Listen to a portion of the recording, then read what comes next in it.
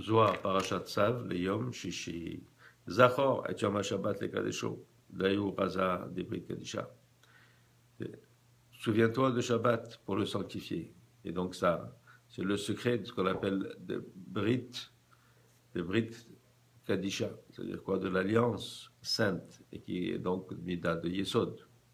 Begin de Bera et Berit, Kaimin Kol Mekorin, de Shaife Gufa, Vehu Klal Kola. Et le savons que dans la Berit, hein, c'est-à-dire dans le sod de l'homme. Okay, c'est un peu le point central de l'homme. Hein. Et de l'autre côté, quand on parle des séphirotes, de la séphira Yesod, c'est là que de tout vient, de tous les autres séphirotes, tout vient à Yesod.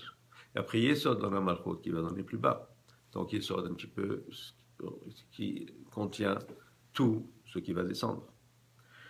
Qui est Govanada, Shabbat Ihu Klala de Oraita, le Razin de Oraita, Bétalian. Donc c'est pour cela qu'on dit que le Shabbat, il inclut toute la Torah, et tous les secrets de la Torah dépendent de Shabbat. Le Kiyuma de Shabbat, le Kiyuma de Kol Oraita, et celui donc qui fait Shabbat. C'est comme s'il a fait toute la Torah, comme il est écrit. Man el natir Shabbat, qui nous natir Oraita Kola, celui qui est Shomer Shabbat. C'est comme il était Shomer de toute la Torah. Et une des raisons est laquelle? Parce que si on croit la Torah, qu'est-ce qui est écrit au début? Il est écrit que le premier jour, Dieu a créé cela, le deuxième jour, troisième jour, quatrième jour, cinquième jour, septième jour, il a fait Shabbat, il s'est reposé. Donc on lit tout ça. Donc c'est écrit aussi que Shabbat, on doit se reposer, puisque lui, il est dit on se repose.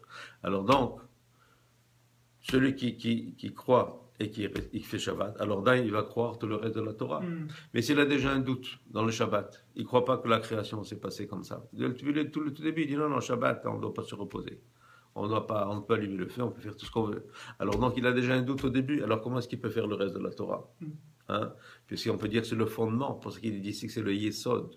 Yesod veut dire le fondement, donc le fondement de tout. C'est deux choses. La première, la création. On croit que c'est Hachem qui a créé, et qu'il a créé dans cet ordre-là. Et aussi, tout de suite après, il y a Shabbat, qu'il a fait Shabbat. Donc on croit à ça. Une fois qu'on croit à ça, on accepte que c'est Shabbat, alors là, on peut continuer avec le reste de la Torah. Shalom, Amen, Amen.